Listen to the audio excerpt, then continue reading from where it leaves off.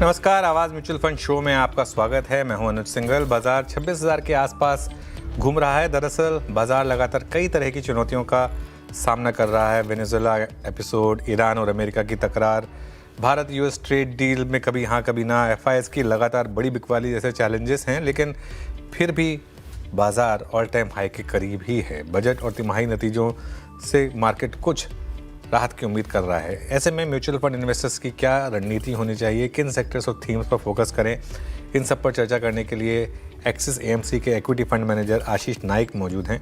आशीष 2 दशक से ज़्यादा का अनुभव रखते हैं। एक्सिस एएमसी से आशीष का 2009 से जुड़ाव रहा है। इन दिनों एक्सिस ईएलएसएस सेवा फंड, एक्सिस इनोवेशन फंड और axis business cycles fund manage करते हैं। इससे पहले इन्होंने गोल्डमैन सैक्स इंडिया के साथ बिजनेस एनालिस्ट के तौर पर भी काम किया है। उनसे समझते हैं कि बाजार को लेकर अब एक्सिस एएमसी का क्या व्यू है। बहुत बहुत स्वागत है आपका आज हमारे साथ शो में जुड़ने के लिए आशीष। Good afternoon. सबसे पहले तो बड़ा सवाल यही है कि मार्केट भले ही ऑल टाइम हाई के करीब हो, फीलिंग ऐसी आती है जैसे हम किसी बड़ी बेयर मार्केट में हैं। कब तक ये फेज चलेगा मार्केट का? तो देखिए, अगर हम मार्केट की बात करें तो 2026 की जो शुरुआत है, वो हमारे मार्केट के लिए एक तरह से एक नॉर्मलाइज्ड फेज के रूप में आई है। जहाँ एक तरफ हमारे पास सॉलिड मार्केट फंडामेंटल्स का सपोर्ट है, लेकिन वैल्यूएशन जैसे आपने भी कहा, लिमिटेड अपसाइड देते हैं। निफ्टी 50 20 के मल्टीपल पर है फॉरवर्ड पी के, और साथ ही जो फिस्कल हेडरूम है वो भी लिमिटेड है। इसीलिए इस साल के लिए अर्निंग्स पे रिलाई करना बहुत ज़रूरी होगा। डोमेस्टिक पार्टिसिपेशन जो आपने बात की, वो काफ़ी स्टेबलाइज़र बना हुआ है। एसआईपी फ्लोज़ अभी भी 31,000 के ज़्यादा है, और इसीलिए हमें लगता है कि एफआईआई आउटफ्लोज़ कुछ हद तक कुशन हो रहे हैं। 2026 की थीम जैसे मैंने कहा, अर्निंग्स रिवाइवल, जो कि इम्प्रूविंग मैक्रो, साथ ही सेक्टर वाइड मार्जिन रिकवरी से मिड टीन्स अर्निंग्स ग्रोथ जिन कंपनियों में होगी, वहाँ पर स्टॉक पिकिंग पे ध्यान देने की ज़रूरत है।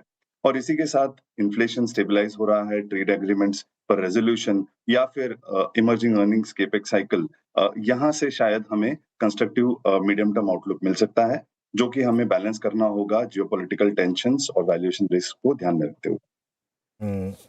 ओके, तो 2025 वैसे भारतीय मार्केट के लिए बुरा नहीं था अगर आप सिर्फ एक आध सेक्टर को छोड़ दें। आईटी, अदरवाइज बैंक निफ्टी ने अच्छे रिटर्न्स दिए। निफ्टी ने ठीक है अपने एवरेज से कम दिए, लेकिन फिर भी 10% के रिटर्न्स बुरे नहीं माने जाएंगे। लेकिन मिड कैप और स्मॉल कैप में नेगेटिव रिटर्न्स आए थे।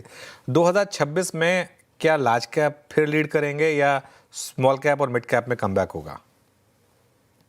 देखिए, 2026-25 ऐसा साल था जहाँ पर हमने देखा कि अर्निंग्स डाउनग्रेड जहाँ पर हो रही थी, टैरिफ रिलेटेड अनसर्टेनिटी जहाँ थी और स्ट्रेच्ड वैल्यूएशंस थे, वहाँ पर अर्निंग्स मॉडरेट रहे, जो कि ज़्यादातर मिड और स्मॉल कैप सेक्टर्स में थे। हालाँकि हमने देखा कि निफ्टी 50 के रिटर्न्स रीज़नेबल थे, बट अगर हम सारे ईएम पीयर्स के साथ कंपेयर करें, तो हमारा अंडर परफॉर्मेंस थोड़ा ज़्यादा दिखाई देता है। बट इसी का पॉज़िटिव या फिर जो अच्छी चीज़ है, वो है कि 2026 में हमारे पास रिस्क रिवॉर्ड फॉरेन इन्वेस्टर्स के लिए, अगर उनको इंडिया को देखना है, तो रिलेटिवली बेटर है। मैक्रो सेटअप जो है और मार्केट का जो सेटअप है, वो काफ़ी क्लीनर है। जो हम कहते हैं कि एक तरह से गोल्डीलॉक्स बैकड्रॉप, हाई ग्रोथ और लो वैल्यूएशंस, और साथ ही कंजम्पशन पे जो फोकस रहा है, जीएसटी रैशनलाइजेशन, टैक्स रिलीफ, और जिससे डिस्पोजेबल इनकम लोगों का बढ़ गया है, वहाँ काफ़ी सेक्टर्स में अभी ब्रॉड बेस्ड पिकअप की उम्मीद है। सो डोमेस्टिक लिक्विडिटी स्ट्रांग होने के कारण क्रेडिट ग्रोथ और आरबीआई का जो स्टांस है, वो भी काफ़ी स्टेबिलिटी प्रोवाइड कर रहा है। तो एक रिस्क रहती है जियोपॉलिटिकल, एक रहती है टैरिफ अनसर्टेनिटी, जो कि शॉर्ट टर्म वोलेटिलिटी क्रिएट कर सकती है मार्केट में। बट इनको तो अगर ध्यान में रखा जाए, तो earning visibility, consumption recovery, fiscal continuity और डोमेस्टिक फ्लोज, इन सारी चीज़ों से हमें लगता है कि जो पॉजिटिव मोमेंटम है, वो हमें शायद फंडामेंटल्स अर्निंग डिलीवरी पे ध्यान देके, ना कि री-रेटिंग से इस मार्केट में रिटर्न्स अच्छे बन सकते हैं। आरबीआई की बात की आपने। आरबीआई का स्टांस काफ़ी सपोर्टिव रहा है पिछले पूरे साल। इनफैक्ट बाजार को एक बहुत बड़ा फैक्टर रहा आरबीआई का। लेकिन कहीं ना कहीं वो जो रेट कट्स थे वो शायद सिस्टम में उतने परकुलेट हुए नहीं। इस साल आपका क्या व्यू है रेट्स और लिक्विडिटी को लेकर? तो जिस तरह से आरबीआई ने पिछले साल सपोर्टिव स्टांस दिया है, एक तरह से मैक्रो स्टेबलाइज किया है, लिक्विडिटी रेट कट्स जो 125 बिप्स किए थे, 12 लाख करोड़ से ज्यादा लिक्विडिटी इन्फ्यूजन किया था। इससे हमें जो मैक्रो शॉक्स आ सकते थे ग्लोबल वोलेटिलिटी से, वो काफी हद तक कंट्रोल में रहे, ऐसा हमें लगता है। साथ ही जो रेट कट हुआ है उससे कॉर्पोरेट्स और हाउसहोल्ड की अफोर्डेबिलिटी काफ़ी इम्प्रूव हुई है और हमें धीरे-धीरे वो क्रेडिट डिमांड में और अर्निंग्स विजिबिलिटी में दिख रहा है। सो जिससे कि इक्विटी को एक तरह से रेज़िलियंस मिला है। आपने भी जैसे कहा कि बैंक्स में कुछ हद तक बेटर रिटर्न्स दिखे हैं कहीं-कहीं पे। साथ ही जो प्रोएक्टिव लिक्विडिटी मैनेजमेंट है, वो CRR cuts, OMOs, FX buy sell swaps इनके द्वारा की गई है, जो कि यील्ड्स को भी एंकर कर रही है और फाइनेंशियल कंडीशंस को स्टेबलाइज़ कर रही है, जिससे क्रेडिट साइकिल में लोगों को कॉन्फिडेंस बना रहेगा और यही एक सपोर्टिव बैकड्रॉप बन जाता है इन्वेस्टर्स के लिए 2026 में। 2026 में फिर रिटर्न एक्सपेक्टेशंस क्या होंगे इक्विटीज से आपके हिसाब से? देखिए, जैसे मैंने कहा कि ये एक ऐसा साल है जहाँ पर हमें अर्निंग्स डिलीवरी पे ध्यान देना चाहिए, ना कि री-रेटिंग पे। तो जहाँ-जहाँ पे हमें लग रहा है कि मिड से डबल डिजिट ग्रोथ की उम्मीद है, वहाँ अगले 2 या 3 साल की अगर विज़िबिलिटी दिखती है, तो उन उन तरह के स्टॉक्स में, उन तरह की कंपनियों में अगर हम ध्यान दें, तो वैसे रिटर्न्स हम एक्सपेक्ट कर सकते हैं। ओवरऑल मार्केट की अगर बात करें, तो जैसे आपने भी कहा कि लार्ज कैप्स में इस वक़्त जो वैल्यूएशंस है, वो काफ़ी रीज़नेबल है और वहाँ पर अगर अर्निंग्स पोटेंशियल बेटर लगता है इस समय, तो वो ग्रोथ अच्छी हो सकती है। आगे जाकर अगर हमें लगता है कि ओवरऑल कंजम्पशन रिकवरी भी और इम्प्रूव होती है, तो मिड और स्मॉल कैप सेक्टर्स में कई जगहों पे जैसे कि फाइनेंशियल्स हो गया डिस्क्रिशनरी हो गया ऐसे कुछ सेक्टर्स में हमें इम्प्रूवमेंट ज़्यादा दिख सकती है, वहाँ पे अपॉर्च्युनिटीज़ और ज़्यादा मिल सकती है। हेल्थ केयर और डिजिटल प्लेटफ़ॉर्म्स जैसे भी एरियाज़ में रिकवरी एक्सपेक्टेड है। तो इन जगहों पे अगर हम ध्यान दें तो मार्केट अच्छे रिटर्न्स दे सकता है जो कि कंपेयर टू दिस ईयर हो सकते हैं। तो 15 से 20% की earnings growth with reasonable valuations कहाँ पर मिलेंगे इस समय आपके हिसाब से? कौन सी थीम्स हैं जहाँ पर इस तरीके की विजिबिलिटी है? तो जैसे मैंने कहा फाइनेंशियल्स, ओवरऑल कंजम्पशन अगर हम डिस्क्रिशनरी के कुछ सेक्टर्स की बात करें ऑटोज़ में भी कहीं-कहीं पे हमें ये इम्प्रूवमेंट दिख रही है। हेल्थ केयर, डिजिटल प्लेटफ़ॉर्म्स ये ऐसे एरियाज़ हैं जहाँ पर अर्निंग्स रिकवरी दिख रही है और हो सकता है कि यहाँ पर इम्प्रूवमेंट अगर बरकरार रही तो इस तरह के रिटर्न्स मिल सकते हैं। फाइनेंशियल्स की आपने बात छेड़ी और हमारी मार्केट के लिए आई थिंक एक कंसेंसस बुलिशनेस फाइनेंशियल्स में ही रही है और उसने रिवॉर्ड भी किया एक्चुअली, अगर आप पिछले एक साल का मूव देखेंगे तो। लेकिन इसमें एक चीज़ जो क्लियरली स्टैंड आउट कर रही है कि for some reason PSU banks काफ़ी आउट परफॉर्म कर रहे हैं अपने प्राइवेट पीयर्स को। ऐसा क्यों आपके हिसाब से, और क्या ये ट्रेंड चलेगा? तो देखिए, मार्केट जिस तरह से वैल्यूएशंस को देख रहा है, अगर अर्निंग्स रिकवरी जहाँ हो रही है और रिलेटिवली अर्निंग्स रिकवरी इम्प्रूव होते रही, तो वहाँ पर मार्केट ज़्यादा सपोर्ट करता है। अगर हम इन इन सेक्टर्स को देखें, तो जहाँ-जहाँ पर जैसे बैंकों की बात करें, तो ओवरऑल जहाँ पर एसेट क्वालिटी बॉटम आउट हो गई है, जहाँ पर यहाँ से ज़्यादा ग्रोथ दिख सकती है, वहाँ वैल्यूएशंस अगर रीज़नेबल है, तो मार्केट उन्हें ज़्यादा सपोर्ट कर रहा है। हालाँकि अगर हम पूरे बैंक्स सेक्टर की बात करें, तो ओवरऑल सेक्टर भी अपने पिछले 5 साल के पहले के वैल्यूएशन से कंपैरेटिवली काफ़ी जगहों पर अभी भी रीज़नेबली वैल्यूड है और इसीलिए बैंकिंग और फाइनेंशियल सेक्टर में अभी भी रिटर्न्स यहाँ से अच्छे बन सकते हैं। ओके, प्राइवेट बैंक्स पर अब आपका क्या ओपिनियन है? क्योंकि काफ़ी डिफरेंट तरीके के ट्रेंड रहे हैं प्राइवेट बैंकों में। कुछ प्राइवेट बैंक्स हैं जहां हमने शानदार मूव्स भी देखे हैं। आप ऑब्वियसली स्टॉक स्पेसिफिक बात नहीं करेंगे, लेकिन जैसे आज फेडरल के नंबर्स आए, स्टॉक में शानदार रैली आई। लेकिन कहीं पर हमने थोड़ा सा स्ट्रगल भी देखा है, जैसे कि एचडीएफसी बैंक जैसे स्टॉक्स में। तो यहाँ पर क्या स्टॉक स्पेसिफिक अप्रोच रखनी होगी या सेक्टोरल सेक्टोरल अप्रोच भी काम करेगी? नहीं, जैसे आपने कहा बिल्कुल मार्केट बहुत ज़्यादा अर्निंग्स फ़ोकस्ड है। जिन स्टॉक्स में, जिन कंपनियों में अच्छी मोमेंटम अर्निंग्स की दिख रही है, जहाँ पर अच्छी ग्रोथ की उम्मीद की जा रही है और डिलीवरी हो रही है, वहीं पर मार्केट ज़्यादा रिटर्न्स दे रहा है। तो ये पूरे एक सेक्टर के लिए कॉल या किसी एक थीम के लिए कॉल नहीं लिया जा सकता। It is going to be a completely earnings driven stock picking market और जहाँ-जहाँ पर अर्निंग्स आएगी, वहीं पर मार्केट आगे जाकर रिटर्न्स फ़ोकस करेगा। आपने ऑटोज़ की बात की। मैं ऑटोज़ के मूव्स देख रहा था। पिछले 3 महीने में ऑन एन एवरेज हिंदुस्तान में ऑटो स्टॉक्स में 30 से 40% की रैली आई है और ये पूरा का पूरा जीएसटी कट के बाद का इम्पैक्ट है। कितनी ये रैली ऑलरेडी फ्रंट लोड हो चुकी है और क्या 2026 में भी, आपने कहा वैसे सेलेक्टिवली, लेकिन आउट परफॉर्म अगर ऑटो स्टॉक्स करेंगे तो कहीं ना कहीं क्या ये एक फैक्टर नहीं आ जाएगा कि ऑलरेडी काफ़ी चल चुके हैं स्टॉक्स? तो जैसे आपने सही कहा कि ऑटो सेक्टर ये काफ़ी ज़्यादा रैली कर चुका है, पर यहाँ पर आप देखेंगे तो ये काफ़ी साइक्लिकल सेक्टर है। अगर हम ट्रेडिशनली बात करें, इनमें काफ़ी सारे एरियाज़ हैं जैसे कि कमर्शियल व्हीकल्स, जहाँ पर इकोनॉमिक मोमेंटम और रेट कट साइकिल जैसे काफ़ी ट्रिगर्स हो सकते हैं, जो कि इस साइक्लिकैलिटी को और ज़्यादा मजबूत कर सकते हैं। हालाँकि कुछ हद तक ये रिटर्न्स जो है वो फ्रंट लोड भी हुए हैं और इसीलिए हमें stock by stock, company by company इनको देखना पड़ेगा कि कौन-सी ऐसी कंपनियाँ हैं जो यहाँ से भी आगे ग्रो कर सकती है, मार्केट शेयर बढ़ा सकती है, मार्जिन्स इंप्रूव कर सकती है और उन्हीं में यहाँ से आगे ग्रोथ बरकरार रहेगी। कुछ एरियाज़ जहाँ पे ऑलरेडी रैली हो चुकी है, वहाँ पर शायद एक्सपेक्टेशंस ज़्यादा हो चुके हो और वहाँ से शायद एग्ज़िट करना भी बनता है। हम्म। ओके। अच्छा, डॉलर रुपी में जिस तरीके के मूव्स आ रहे हैं, हम ऑलमोस्ट 91 के करीब आ रहे हैं, क्या कहीं ना कहीं ये इक्विटी मार्केट्स के लिए एक रिस्क ओपन कर रहा है? तो ऑब्वियसली मार्केट में जो रिटर्न्स है वो इस वॉलेटिलिटी के बावजूद आए हैं। हमें दिख रहा है कि काफ़ी एरियाज़ ऐसे हैं इकोनॉमी के जो कि डोमेस्टिकली ड्रिवन हैं, जहाँ पर डोमेस्टिक जो ग्रोथ है वो ज़्यादा मैटर करती है और वो जो बैकड्रॉप है, वो हर तरह से जैसे कि हम बात करें तो ओवरऑल मैक्रो बैकड्रॉप, आरबीआई का स्टांस, गवर्नमेंट का स्टांस, ये काफ़ी हद तक इम्प्रूवमेंट ला रहा है, ये काफ़ी हद तक सपोर्ट दे रहा है।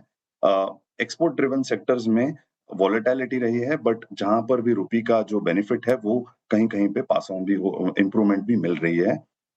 एक जो बहुत ज़रूरी चीज़ थी कि एफआईआई आउटफ्लोज़ हमारे मार्केट के लिए काफ़ी इम्पैक्ट करते थे। वहाँ पर डोमेस्टिक फ्लोज़ का रेज़िलियंस होना ज़रूरी है, वो ज़्यादा पिछले कुछ सालों से और पिछले साल भी रहा है और जब जब तक वो रहेगा हमारे मार्केट के लिए ओवरऑल ये रिलेटिव रेज़िलियंस दे रहा है। ओके, चलिए काम करते हैं, एक छोटा सा ब्रेक ले रहे हैं इसमें हम, और फिर वापस लौटेंगे और आशीष जी के साथ इस कॉन्वर्सेशन को आगे बढ़ाएंगे। Welcome back. हम आवाज़ म्यूचुअल फंड शो में कॉन्वर्सेशन में हैं एक्सिस एएमसी के इक्विटी फंड मैनेजर आशीष नाइक के साथ। आशीष जी, एक ब्रेक से पहले हम बात कर रहे थे रुपी की, और आपने कुछ एक्सपोर्टर्स की बात की थी। इन पर्टिकुलर मैं लार्ज कैप आईटी पर आपसे सवाल पूछना चाहूँगा, क्योंकि अब तक हमने 3 बड़ी कंपनियों के नंबर्स देख लिए हैं। प्राइमा फेसी क्या व्यू लग रहा है आपका? ऑब्वियसली एक रुपी की टेलविंड तो है, लेकिन कंपनियों की बॉडी लैंग्वेज देखने के बाद, कंसिडरिंग लास्ट ईयर में काफ़ी अंडर परफॉर्मेंस देखी है लार्ज कैप आईटी में, क्या इस साल थोड़ा सा मेकअप होगा वहाँ पर?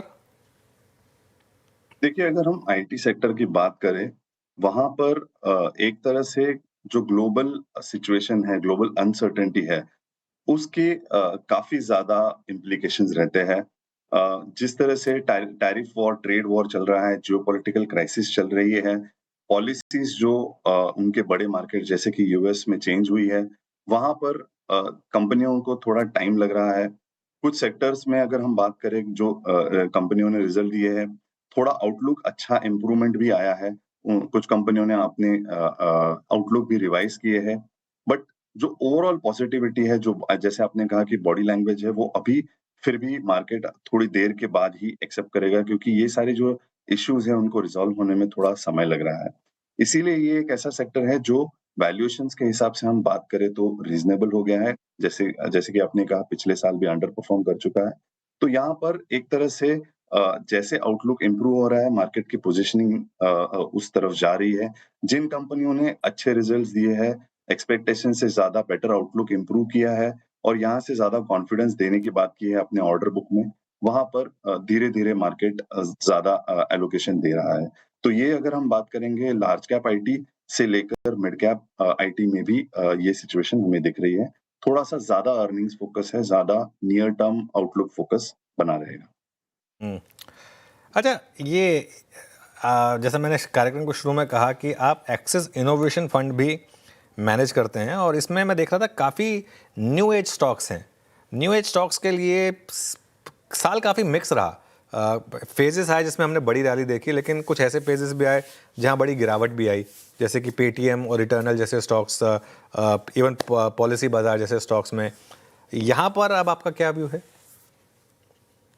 अ, ये एक ऐसा सेक्टर है अगर हम इनोवेशंस की बात करें, हमारा 2 एरियाज़ हैं जो इस फंड में हमें काफ़ी ज़्यादा फ़ोकस कर रहे हैं, जो कि है प्लेटफ़ॉर्म बेस्ड कंपनीज़ जहाँ पे जैसे आपने जो कंपनियों की बात की क्विक कॉमर्स से लेके फूड डिलीवरी से लेके फिनटेक्स और वो काफ़ी ज़्यादा सेक्टर्स इसमें कवर होते हैं, जो कि एक प्लेटफॉर्म पे अपने प्रोडक्ट्स बेचते हैं, अपनी सर्विसेज बेचते हैं और वहाँ पे जो ग्रोथ है, जो ओवरऑल क्रॉस सेलिंग है, वो करने की कोशिश करते हैं, जिससे जो ग्रोथ है वो काफ़ी ज़्यादा हद तक इम्प्रूव होती है, ज़्यादा हद तक मार्केट शेयर ले ले सकते हैं और हमने देखा है कि सेक्टर जैसे कि क्विक कॉमर्स ने ट्रेडिशनल सेक्टर्स अगर हम बात करें तो किराना से बट जो ई-कॉमर्स है जो या फिर मॉडर्न रिटेल है, उनसे भी काफ़ी हद तक शेयर लिया है और काफ़ी अच्छी ग्रोथ दिखाई है। तो ऐसे हाई ग्रोथ सेक्टर्स में हम देखते हैं कि मार्केट का फ़ोकस जो है वो काफ़ी पहले से रहा है और धीरे-धीरे जैसे-जैसे इन्होंने ग्रोथ दिखाई है, उनके वैल्यूएशंस भी इम्प्रूव हुए हैं। यहाँ पर फ़ोकस ग्रोथ पे पहले रहता है और जैसे-जैसे ये सेक्टर्स मैच्योर होते हैं, जैसे कि फूड डिलीवरी में हमने देखा है, धीरे-धीरे अर्निंग्स पे फ़ोकस ज़्यादा बढ़ने लगता है और जैसे ही अर्निंग्स इम्प्रूवमेंट आती है, वो अर्निंग्स स्टेबलाइज़ या फिर सस्टेनेबल लेवल तक जाने के बाद, ये स्टॉक्स जो है वो एक तरह से मैच्योर हो जाते हैं इन टर्म्स ऑफ वैल्यूएशंस। तो ये जो इनोवेशन ड्रिवन साइकिल है, वो आज की तारीख में प्लेटफ़ॉर्म कंपनीज़ और अगर हम दुनिया भर की बात करें तो एआई या फिर डीप टेक्नोलॉजी कंपनीज़ में काफ़ी हो रही है और इसीलिए हमारा जो इनोवेशन फंड है, वो इन 2 एरियाज़ में काफ़ी ज़्यादा फ़ोकस रखता है।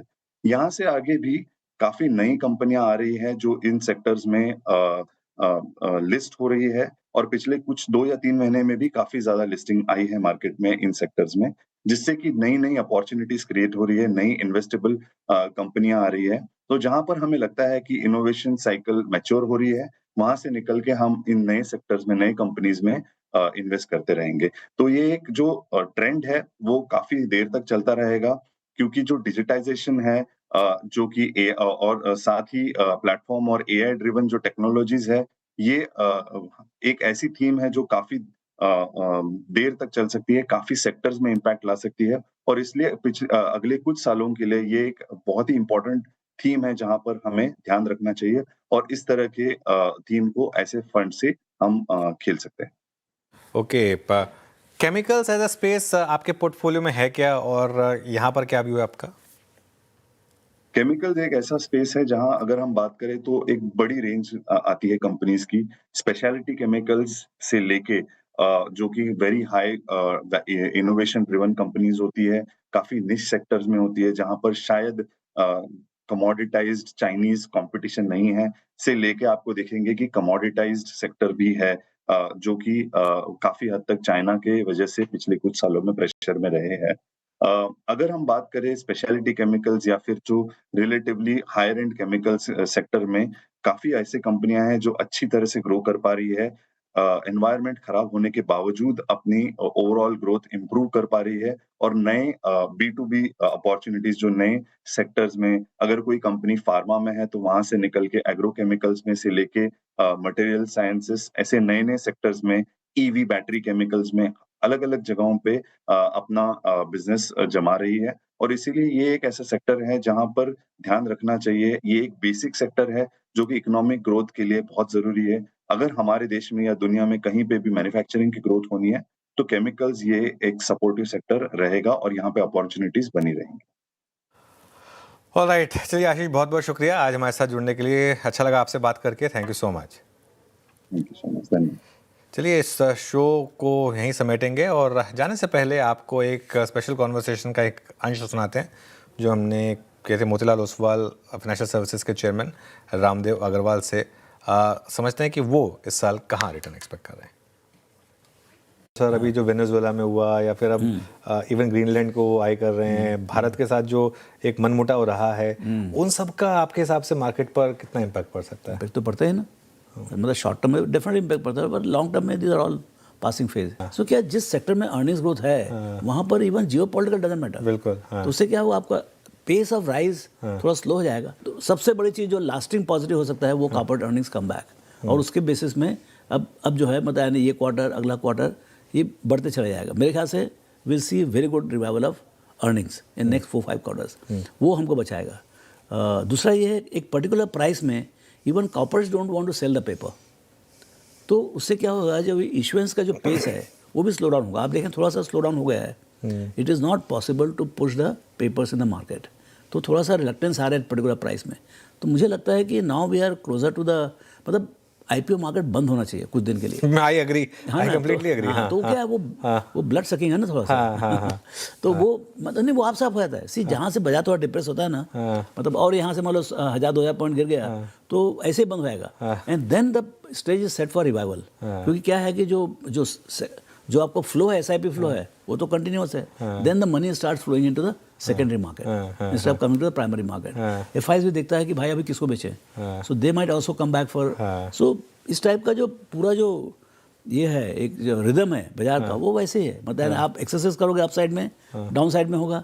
अभी डाउन साइड में थोड़ा पेन हुआ है, so but it's a healthy, ये अनुलोम विलोम जैसा है ना, it's a healthy correction I would say. तो पिछले कुछ महीनों में मिड कैप और स्मॉल कैप में बड़ी करेक्शन है, ज़्यादा बड़ी तो करेक्शन। वहीं पर ज़्यादा तेजी हुआ था ना, वहीं पे ज़्यादा तेजी भी हुई तेजी थी। भी वहीं ज़्यादा हुआ था, तो वहीं ज़्यादा करेक्शन होगा ना। जो बढ़ाया नहीं उसको क्या करेक्ट करोगे आप? हाँ, तो नहीं अब अगले जो अब रिकवरी आएगी तो वो पहले लार्ज कैप में आएगी या मिड कैप पहले में? लगता है लार्ज कैप से चालू होगा, पहले लार्ज कैप से चालू होगा, क्योंकि लार्ज कैप है अंडर परफॉर्म ना। हाँ, तो मिड कैप में ज़्यादा आउट परफॉर्मेंस हुआ है। तो एक तो वहाँ सेलिंग है, वहाँ पेन भी बहुत ज़्यादा है, और अभी भी कई जगह वैल्यूएशन बहुत ज़्यादा है। तो जहाँ से ऐसा मिड कैप लार्ज कैप वाली बात नहीं है, सवाल ये कहाँ पर सैनिटी है, कहाँ पे sanity कहाँ पर रिजनेबल प्राइस में आपको स्टॉक मिल रहे हैं। मिड कैप में भी चला, यदि ऑटो में हो आप और यदि छोटी कंपनी है लेकिन उसका 12, 15, 17 का पी है, 20% ग्रोथ है, तो डेफिनेटली चलेगा। How does it matter?